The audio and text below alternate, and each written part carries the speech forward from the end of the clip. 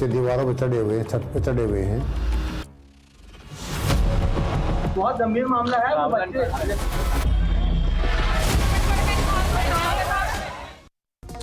नमस्कार, आप देख रहे हैं खबरों की खबर। मैं हूं आपके साथ सुमित अवस्थी। आज बात करते हैं दिन पर दिन भ्रष्टाचार और लाल फीताशाही का शिकार होती हमारे देश की शिक्षा व्यवस्था की। विद्यालयों से लेकर विश्वविद्यालयों और विश्वविद्यालयों से लेकर भर्ती परीक्षाओं तक हर एक जगह ऐसा लग रहा है कि पूरी व्यवस्था जैसे सड़ रही है, बर्बाद हो रही है। अभी अभी जो आपने देखा वो हमारी शिक्षा प्रणाली की दुर्दशा का एक जीता जागता उदाहरण है। ये बता रहा है कि हमारे स्कूल कॉलेजों में परीक्षा प्रक्रिया का क्या भद्दा मजाक बन चुका है। इन दिनों देश भर में 10वीं 12वीं बोर्ड की परीक्षाएं चल रही हैं, लेकिन ये तस्वीरें गवाह हैं कि हमें जैसे ना तो परीक्षा लेना आता है और ना ही देना आता है। परीक्षाएं आयोजित करने वाली संस्थाएं जैसे बेबस हो चुकी हैं। भ्रष्टाचार के धुन ने उन्हें इस कदर खोखला कर दिया है कि अब कई जगह तो उन्हें कानून की कोई परवाह तक नहीं रह गई। पास होने के लिए और पास कराने के लिए लोग कुछ भी कर गुजरने को तैयार हैं। इन तस्वीरों को जरा गौर से देखिए। यह हरियाणा के नूह जिले के यासीन मेव सीनियर सेकेंडरी स्कूल और तावड़ू शहर के चंद्रावती स्कूल की है। 10वीं और 12वीं बोर्ड की परीक्षाओं का यह हाल हो गया है। किस तरीके से सरेआम नकल चल रही है। परीक्षा की पवित्रता तो बहुत दूर की बात रह गई है। खिड़कियों से लटके ये कमांडो नहीं है, ये नकल कराने वाले युवा हैं जो अपने किसी परिचित को, किसी भाई बंधु को नकल कराने के लिए जान पर खेलकर इस तरीके से लटके पड़े हैं। इतनी हिम्मत आखिरकार इनमें कैसे आ जाती है। एक नहीं, दीवार पर लटक कर कई कई खिड़कियों से युवा अंदर किसी को नकल की या तो पर्ची पकड़ा रहे हैं या किताब पहुंचा रहे हैं। परीक्षा केंद्र की छत पर पहुंचकर बेधड़क अंदर छात्रों को नकल कराई जा रही है। पहले तल से लेकर ऊपर छत तक लगता है जैसे नकल कराने वालों ने परीक्षा केंद्र पर कब्जा कर लिया है। करीब 20 साल पहले ऐसी ही तस्वीरें बिहार से आई थी। खिड़कियों पर लोग बाग लटके पड़े थे। हालात सुधरने की बजाय अब यह बीमारी बिहार से निकलकर दिल्ली के पास हरियाणा तक, नूह तक पहुंच गई है। नूह के यासीन मेव सीनियर सेकेंडरी स्कूल की तस्वीरें भी आप देखिए। अक्सर सांप्रदायिक तनाव के कारण सुर्खियों में रहने वाला हरियाणा का नूह अब बोर्ड परीक्षाओं में नकल के कारण सुर्खियों में है। यहां इमारत बहुत ऊंची नहीं है, लेकिन नकल कराने वालों का दुस्साहस बहुत है। वो खिड़की के बाहर से ही नकल कराने में जुटे हुए हैं। बोर्ड परीक्षाओं के दौरान जब कोई बाहरी व्यक्ति स्कूल के अहाते के अंदर नहीं भटकना चाहिए, तब जाने कितने ही लोग स्कूल की इमारत के अंदर घुस गए हैं। ऐसे दौर में जब सबके पास मोबाइल फोन है, तो परीक्षा पत्र की फोटो खींचकर उसे आउट करने में कितना समय लगता है। पलों में पेपर आउट हो जाता है। यहां भी ड्यूटी पर कहने को पुलिस का इक्का दुक्का जवान अगर है, तो उसकी हालत देखिए। एक लाठी हल्के से फटकाकर वो भी अपने कर्तव्य को पूरा समझ ले रहा है। इस दौरान विद्यालय के शिक्षक, परीक्षक कहां हैं, किसी को नहीं पता। आज मैंने भी एक वीडियो देखी थी, कुछ अखबार की कटिंग पड़ी थी, उसमें फोटो भी लगे हुए थे कि बच्चे दीवारों पर चढ़े हुए हैं, छत पे चढ़े हुए हैं। जिस स्कूल की वो फोटो थी, आज बीओ सर को मैंने कहा था कि विस्तृत रिपोर्ट लेके आए। आज उस सेंटर पे कोई परीक्षा केंद्र नहीं था। तो नेक्स्ट पेपर में हम विजिट भी करेंगे, जांच करेंगे उसमें स्कूल की मिलीभगत है या बाहरी हस्तक्षेप था या किसी टीचर की कोई मिलीभगत है। जांच के उपरांत जो भी जरूरी कार्रवाई होगी वो की जाएगी। अभी हमने आपको हरियाणा के 2 स्कूलों की तस्वीरें दिखाई, जहां पर कल सरेआम दिन दहाड़े चीटिंग भी हुई और काफी हद तक कराई भी गई। नूह और तावड़ू की ये तस्वीरें थी जो मोबाइल कैमरे में कैद की गई। ये तस्वीरें अब वायरल हैं, लेकिन इतने के बाद भी हरियाणा के शिक्षा मंत्री कंवरपाल गुर्जर साहब का कहना है कि यह मामला सिर्फ एक स्कूल से ही सामने आया है। मंत्री जी को या तो वाकई में कुछ पता नहीं है या फिर जानबूझकर वो अनजाने बने हैं। खैर, बात तो जो भी हो, फिर भी मंत्री जी का बयान आपको जरूर सुन लेना चाहिए। मुख्य रूप से पूरे हरियाणा में कहीं भी इस प्रकार की कोई कंप्लेंट नहीं है। केवल एक स्कूल की कंप्लेंट इस प्रकार की आई है जैसा आपने कहा है, मेरी अभी चेयरमैन साहब से बात हुई थी, उन्होंने कहा कि उस टाइम पुलिस फोर्स वहाँ पर्याप्त मात्रा में नहीं थी, इसलिए कुछ लोगों ने शरारतें की हैं। और उन्होंने डीसी साहब को भी और एसपी साहब को भी उसके लिए निवेदन किया है कि वहाँ पूरी पुलिस फोर्स ठीक टाइम पे पहुँचे। और कल स्वयं चेयरमैन साहब भी नूंह जिले में ही होंगे और इस प्रकार की किसी को परमिशन नहीं दी जाएगी कि कोई इस प्रकार के करे। और ये लगभग इस टाइम हरियाणा में नकल के जो केस हैं लगभग समाप्त हैं। एक स्कूल में घटना हुई है लेकिन उस पर मजबूती के साथ उस पर निर्णय लिया है। ये तो कुछ तस्वीरें थी जो सामने आ गई। न जाने परीक्षा का मजाक उड़ाने वाली ऐसी कितनी ही तस्वीरें हैं जो आए दिन नजरों से गुजर जाती हैं, लेकिन व्यवस्था के कान पर जूं तक नहीं रेंगती। जब दिल्ली से लगे इलाके का ये हाल है तो दूर दराज के इलाकों का क्या हाल होता होगा, आप सोच सकते हैं, समझ सकते हैं, गेस कर सकते हैं। स्कूल की बोर्ड परीक्षाएं छात्रों के भविष्य को तय करने में बड़ी भूमिका निभाती हैं और भविष्य देखिए ऐसे नकल कर तय हो रहा है। स्कूलों की नहीं, विश्वविद्यालयों की परीक्षाओं को लेकर भी गंभीरता की भारी कमी देखी जा रही है। अब इन तस्वीरों को देखिए। ये मध्य प्रदेश के जबलपुर के रानी दुर्गावती विश्वविद्यालय की है। आंखों में पट्टी बांधकर कई छात्र कुलपति से मिलने पहुंच गए। उनकी शिकायत है कि 5 मार्च को एमएससी कंप्यूटर साइंस के फर्स्ट सेमेस्टर की परीक्षा होनी तय हुई थी। विश्वविद्यालय ने प्रवेश पत्र भी दे दिए थे, लेकिन जब छात्र परीक्षा देने विश्वविद्यालय पहुंचे तो परीक्षा लेने की कोई तैयारी नहीं थी। छात्र संगठन एनएसयूआई के छात्रों ने कुलपति डॉक्टर राजेश वर्मा को इसकी जानकारी दी तो वो भी हैरान रह गए। गड़बड़ी की जांच के आदेश दे दिए। परीक्षा आयोजित करने वाले शिक्षकों से 3 दिन में गड़बड़ी की जांच का जवाब देने को कहा गया है। तारीख विश्वविद्यालय तय करता है। तारीख परीक्षा देने बच्चों को बुलाया जाता है, बच्चे पहुंच जाते हैं, छात्र पहुंच जाते हैं, लेकिन परीक्षा किसको लेनी है वो खुद वहां से नदारद होता है। जबलपुर का यह हाल था। तुरंत अब एक नई परीक्षा का शेड्यूल भी इस कॉलेज में जारी कर दिया गया है, लेकिन सवाल वही है कि किसी विश्वविद्यालय की परीक्षाओं को आयोजित करने में कैसे इतनी बड़ी लापरवाही हो सकती है। यह कहीं ना कहीं यही बताता है कि परीक्षाओं को लेकर हमारी व्यवस्था की मानसिकता ही कितनी उदासीन हो चुकी है। एक और करोड़ों छात्र दिन रात की मेहनत कर इम्तिहान की तैयारी करते हैं, तो दूसरी ओर परीक्षा से जुड़े माफिया या परीक्षाओं की पवित्रता को लेकर लापरवाह शिक्षक अधिकारी उनकी सारी मेहनत पर इस तरीके से पानी फेर देते हैं। कुछ ही पलों में लाखों परीक्षार्थी ठगे रह जाते हैं। उनका समय, संसाधन, मेहनत सब बेकार हो जाती है। ये बीते कई साल से चला रहा है। सरकारें बदलती हैं, वादे किए जाते हैं, लेकिन फिर भी हाल वही ढाक के 3 पात। ऐसा लगता है जैसे परीक्षा माफिया के आगे सब कुछ बेबस है। हर जगह इस परीक्षा माफिया की पहुंच हो चुकी है। जहां पर नकल नहीं हो पाती, वहां पर पेपर लीक वाले माफिया अपना हुनर दिखाने से परहेज नहीं करते। अब देश की सबसे बड़ी आबादी वाले राज्य उत्तर प्रदेश का हाल भी देख लीजिए। फरवरी के महीने में परीक्षा पत्र लीक होने की वजह से राज्य में पुलिस कांस्टेबल की भर्ती परीक्षा रद्द करानी पड़ी। मिशन रोजगार के तहत योगी आदित्यनाथ सरकार राज्य के इतिहास की यह सबसे बड़ी भर्ती परीक्षा करवा रही थी। पुलिस कांस्टेबल्स के 60,244 पदों के लिए 48 लाख से ज्यादा परीक्षार्थी 15 फरवरी से 18 फरवरी के बीच राज्य भर के 75 जिलों के 2,385 परीक्षा केंद्रों पर परीक्षा देने पहुंचे। लेकिन आरोप है कि उनके पहुंचने के पहले ही कई जगहों पर परीक्षा पत्र ही बाहर आ गया, यानी पेपर लीक हो गया। 48 लाख कोई छोटी मोटी संख्या नहीं है। ये लगभग आधा करोड़ की आबादी होती है। यानी अगर मैं तुलना करूं गोवा से, तो गोवा राज्य की जनसंख्या से 3 गुना ज्यादा, यानी 3 गोवा, उनकी पूरी की पूरी आबादी जो है वो परीक्षा देने से वंचित रह गई। सोचिए, इतने परीक्षार्थी एक साथ ठगे गए। आखिर ये जिम्मेदारी किसकी बनती है? कैसे इस परीक्षा के पेपर माफिया के हाथ उनके पास ये पेपर पहुंच जाते हैं?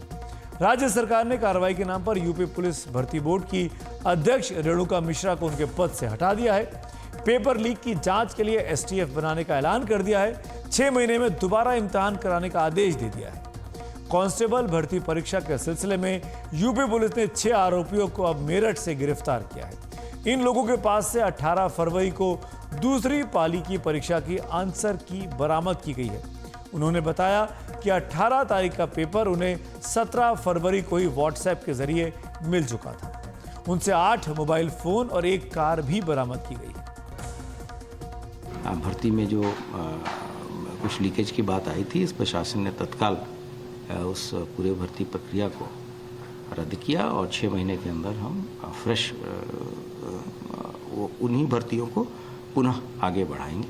आपके साथ एजेंसी इस पे कार्रवाई भी कर रहे, सब कार्रवाई कर रहे जी, उसमें शासन के द्वारा यह स्पष्ट किया गया है कि कोई भी व्यक्ति जो इसमें दोषी होगा उसको बख्शा नहीं जाएगा। उत्तर प्रदेश में योगी सरकार के सत्ता में आने के बाद यह दावा किया गया कि कानून व्यवस्था मजबूत हो गई है। उस मोर्चे पर कुछ कामयाबी मिलती शुरू में दिखाई भी दी, लेकिन परीक्षा माफिया सरकार के चंगुल से जैसे बाहर ही रहा। योगी सरकार के 7 साल में कम से कम 7 पेपर लीक के मामले सामने आ चुके हैं। जुलाई 2017 में इंस्पेक्टर भर्ती परीक्षा का पेपर व्हाट्सएप पर लीक हुआ था। फरवरी 2018 में यूपीपीसीएल का पेपर लीक हुआ। सितंबर 2018 में ही ट्यूबवेल ड्राइवर की भर्ती का पेपर लीक हो गया। 2021 में यूपी टीटी यानी यूपी टीचर एलिजिबिलिटी टेस्ट का परीक्षा पत्र लीक हो गया। अगस्त 2021 में अधीनस्थ सेवा चयन आयोग का preliminary eligibility test paper leak हो गया। इसी साल 12 फरवरी को उत्तर प्रदेश पब्लिक सर्विस कमीशन आरओ और एआरओ का पेपर लीक होने का आरोप लगा। इसके बाद कांस्टेबल भर्ती परीक्षा का पेपर लीक हुआ, जिसकी तस्वीरें अभी हमने आपको दिखाई। ये सबसे ताज़ा मामला है। इसके अलावा कई मामले ऐसे भी आए जिनमें पेपर लीक की शिकायत की गई, लेकिन जांच में शिकायत फर्जी भी निकली। लेकिन शिकायतों के कारण फौरी तौर पर परीक्षाओं को रद्द किया गया। सवाल यह है कि यह परीक्षा पत्र लीक कैसे हो जाता है। परीक्षा से जुड़े अधिकारियों की साठगांठ के बिना ऐसा संभव नहीं दिखता। जो करोड़ों का काला कारोबार करने वाले परीक्षा माफिया का हिस्सा हो चुके हैं।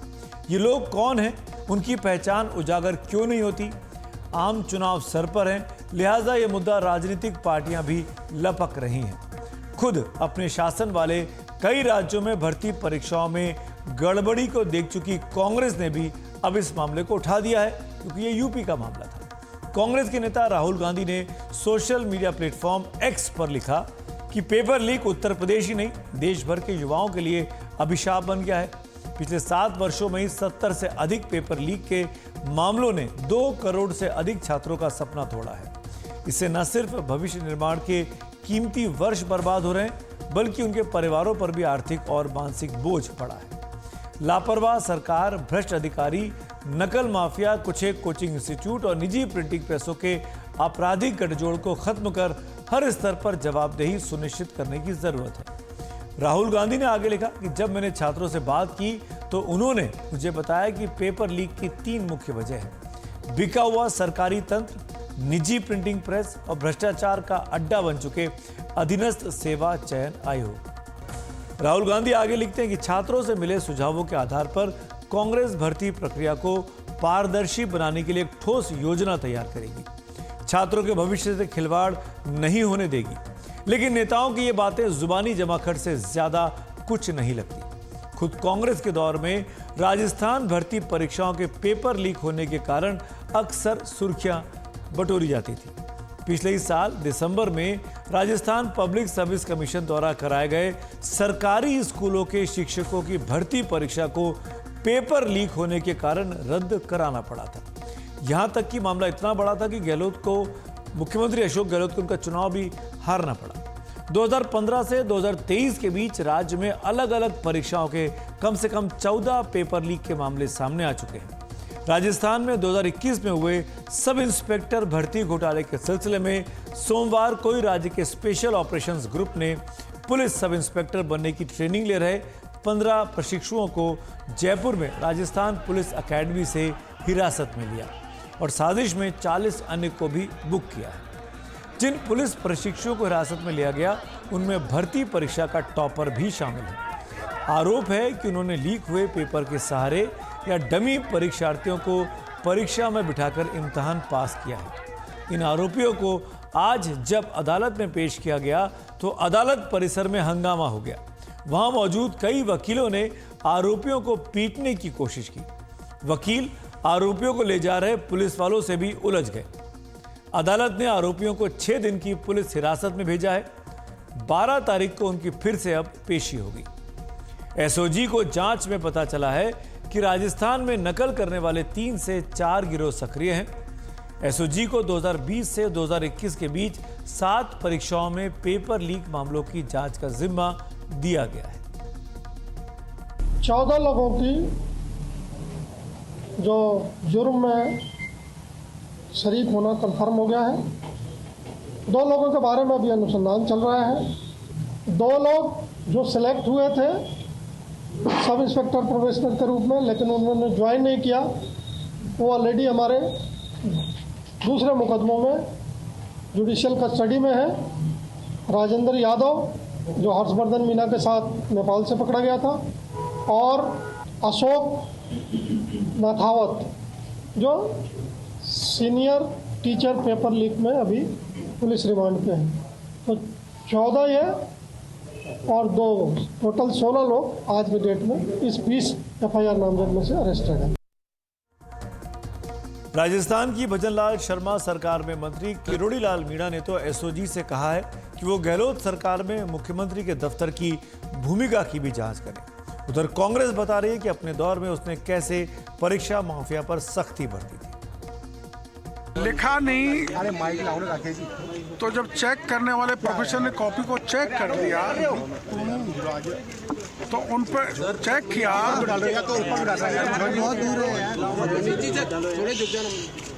तो जांच करने वाले प्रोफेसर ने लिख दिया क्वेश्चन नॉट अटेम्प्टेड NA। ये 10 क्वेश्चनों पे NA लिखा हुआ है।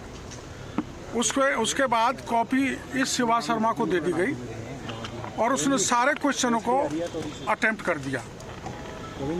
इस कॉपी में नॉन अटेम्प्ट भी लिखा हुआ है और क्वेश्चन बाद में नॉन अटेम्प्ट लिखने के बाद में अटेम्प्ट कर लिए। तो ऐसे RS बने गहलोत साहब के राज में। पेपर लीक को रोकने के लिए तो राजस्थान की कांग्रेस की गहलोत सरकार ने बहुत सख्त कानून बनाया और अब एसओजी इससे भी आगे बढ़ रही है कहीं पर कि वो लोग पकड़े जा रहे हैं जो कि जिनको कुछ आता ही नहीं है और कोई सब इंस्पेक्टर बन गया, कोई अधिकारी बन गया। तो ये तो नासूर हैं पेपर लीक करने वाले। तो बात राजस्थान की चल रही है तो राजस्थान सरकार के खुद के आंकड़ों के मुताबिक 2014 से अब तक 33 पेपर लीक के मामले राज्य में सामने आए, जिनमें से 32 में चार्जशीट दायर की जा चुकी है और 615 आरोपियों को गिरफ्तार भी किया गया है। इनमें 49 सरकारी अधिकारी हैं, जिनमें अधिकतर तो शिक्षक हैं। इनमें से 11 को नौकरी से बर्खास्त कर दिया गया है। राजस्थान के स्वास्थ्य मंत्री गजेंद्र सिंह ने राज्य विधानसभा में बताया कि राजस्थान में 2021 में 5 परीक्षा पत्र, 2022 में 10 परीक्षा पत्र और 2023 में 5 परीक्षा पत्र लीक हुए हैं। यह भी साफ किया कि पिछली गहलोत सरकार के दौर के आंकड़े हैं। अपनी नई सरकार के दौर की 2 परीक्षाओं को उन्होंने विवादों से परे बताया है। राजस्थान की नई भजनलाल शर्मा सरकार का दावा है कि वो पेपर लीक की घटनाओं को रोकने की दिशा में आगे बढ़ रही है, लेकिन इस पर यकीन तभी हो पाएगा जब ये वादा अमल में आता दिखाई दे। परीक्षा पत्र लीक होने की ये बीमारी पूरे देश में फैल गई है। हरियाणा हो, यूपी हो, राजस्थान हो, मध्य प्रदेश हो, कोई इससे अछूता नहीं है। एक अनुमान के मुताबिक बीते 7 साल में ही देश भर के तमाम राज्यों में पेपर लीक के 70 से ज्यादा मामले सामने आए हैं, जिनसे करोड़ों परीक्षार्थी प्रभावित हुए हैं। आगे बढ़ते हैं अगली खबर की ओर। महाभारत के विराट पर्व में कहा गया कि जंगल के बिना बाघ मर जाता है और बाघ के बिना जंगल। इसीलिए बाघों को जंगल का पहरेदार बने रहना चाहिए और जंगल को भी बाघों को बचाना चाहिए। इस बात का जिक्र हम इसलिए कर रहे हैं कि आज सुप्रीम कोर्ट के जज जस्टिस BR गवई की अध्यक्षता में 3 जजों की बेंच ने कॉर्बेट टाइगर रिजर्व से जुड़े एक अहम फैसले में इसी बात का जिक्र किया है। उन्हें यह जिक्र इसलिए करना पड़ा क्योंकि बाघों के लिए दुनिया भर में प्रसिद्ध कॉर्बेट टाइगर रिजर्व में बाघ और जंगल दोनों खतरे में हैं। आज की सुनवाई में कॉर्बेट नेशनल पार्क में पेड़ों के कटान और अवैध अतिक्रमण के मामले में उत्तराखंड के पूर्व वन मंत्री हरक सिंह रावत और कॉर्बेट के पूर्व DFO किशन चंद पर सुप्रीम कोर्ट ने सख्त टिप्पणियां की। कोर्ट ने कहा कि यह ऐसा मामला है जहां नेताओं और अफसरों ने जनता के विश्वास को कूड़ेदान में फेंक दिया है। पर्यटन को बढ़ावा देने के बहाने उन्होंने कानून की सरेआम धज्जियां उड़ाते हुए कारोबारी मकसद के लिए बड़े पैमाने पर पेड़ काटकर इमारतें बनवाई। हम नियमों का ताक पर रखकर किए गए इस दुस्साहस को देखकर हैरान हैं। ये कोर्ट की टिप्पणी है। दरअसल सुप्रीम कोर्ट में पर्यावरण कार्यकर्ता और वकील गौरव बंसल ने उत्तराखंड सरकार के एक फैसले को चुनौती दी। उत्तराखंड सरकार का प्रस्ताव है कि कॉर्बेट नेशनल पार्क के अंदर टाइगर सफारी और चिड़ियाघर बनाया जाए। इस मामले में सुप्रीम कोर्ट ने आदेश दिया कि टाइगर रिजर्व, नेशनल पार्क और वाइल्ड लाइफ सेंचुरी के अंदर चिड़ियाघर या सफारी बनाने के मुद्दों के फैसले के लिए एक कमेटी बनाई जाए।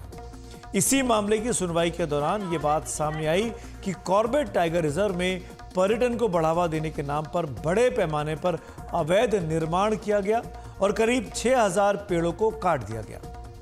एनडीटीवी इंडिया पर हमने पहले भी आपको बताया था कि उत्तराखंड के प्रिंसिपल अकाउंटेंट जनरल ने अपनी ऑडिट रिपोर्ट में पाया कि कॉर्बेट के कई प्रोजेक्ट्स में करीब 78 करोड़ रुपए की गड़बड़ियां पाई गई। इनमें से 17 करोड़ रुपए का भुगतान Corbett tiger reserve, Kalagarh tiger reserve और लेंसडाउन फॉरेस्ट डिवीजन के लिए किया गया।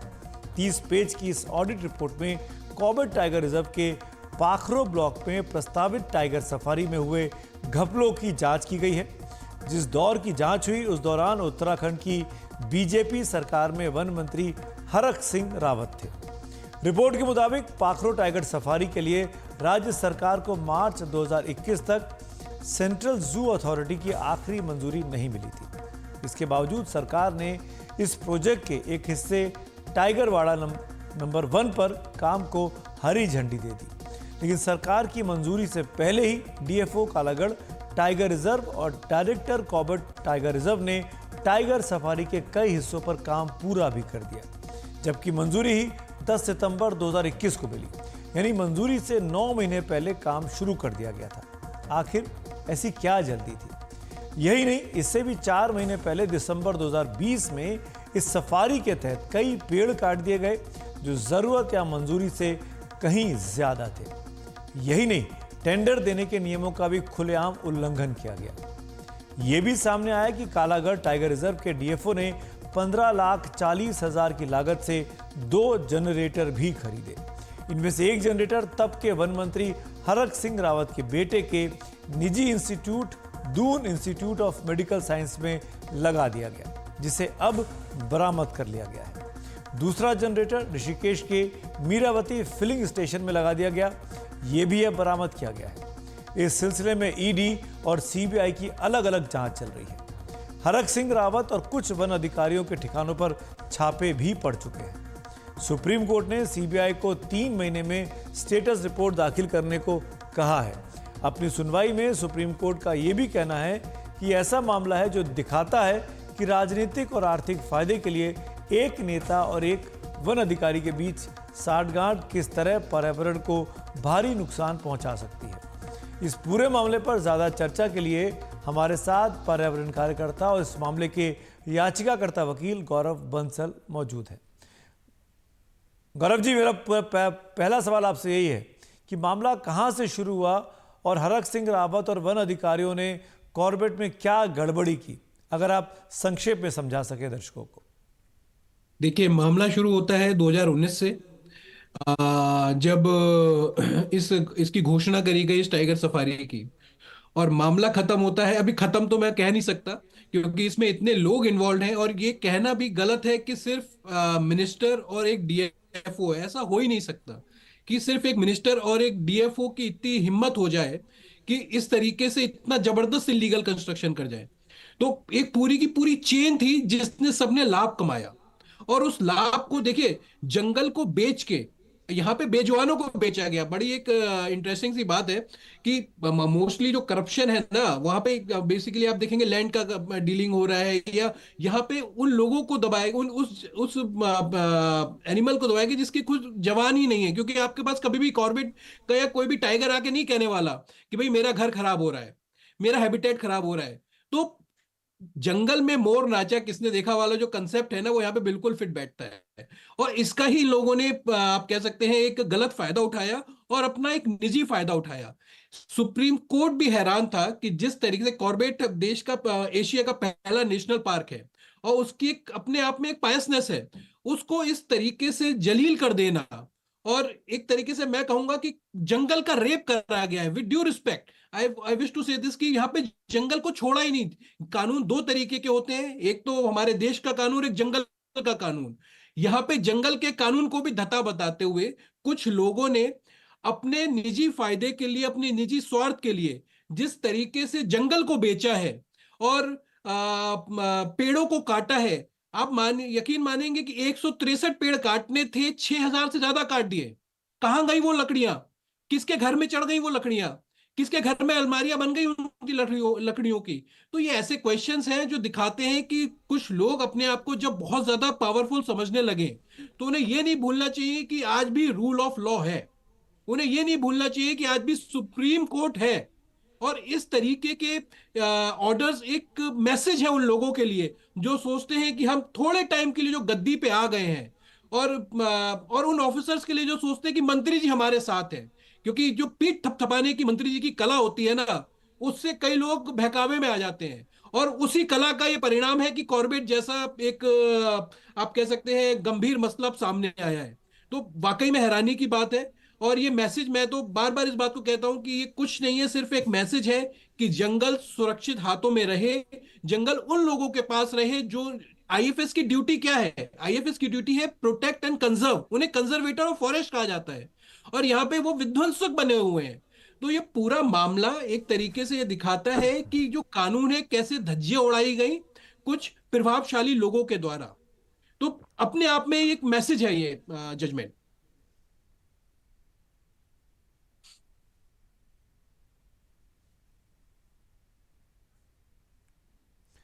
जी बहुत बहुत शुक्रिया इस पूरी बातचीत के लिए बंसल साहब, थैंक यू सो मच। उम्मीद करनी चाहिए कि जो लोग इस तरह की हिमाकत करते हैं उनको मैसेज ज़रूर मिलेगा।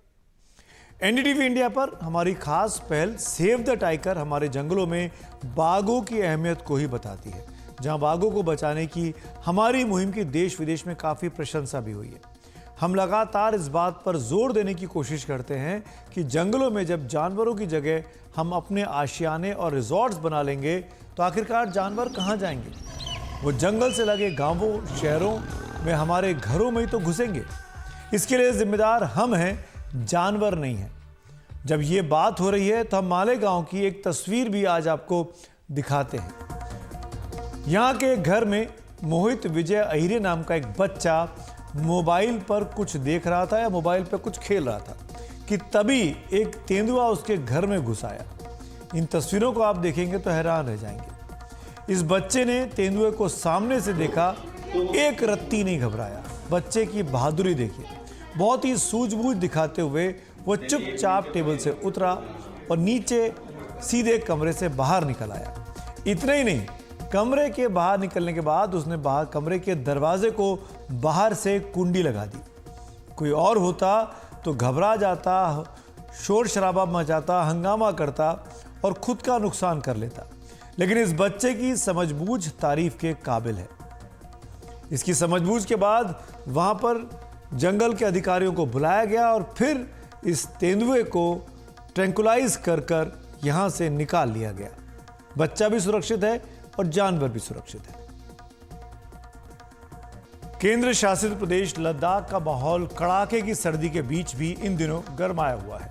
लद्दाख को राज्य का दर्जा दिलाने और संविधान की 6ठी अनुसूची में शामिल करने की मांग को लेकर इन सर्दियों में कई बार प्रदर्शन हो चुके हैं। संविधान की 6ठी अनुसूची आदिवासी इलाकों के लोगों को उनके जल, जंगल, जमीन पर पारंपरिक हक हुकूक की गारंटी देती है।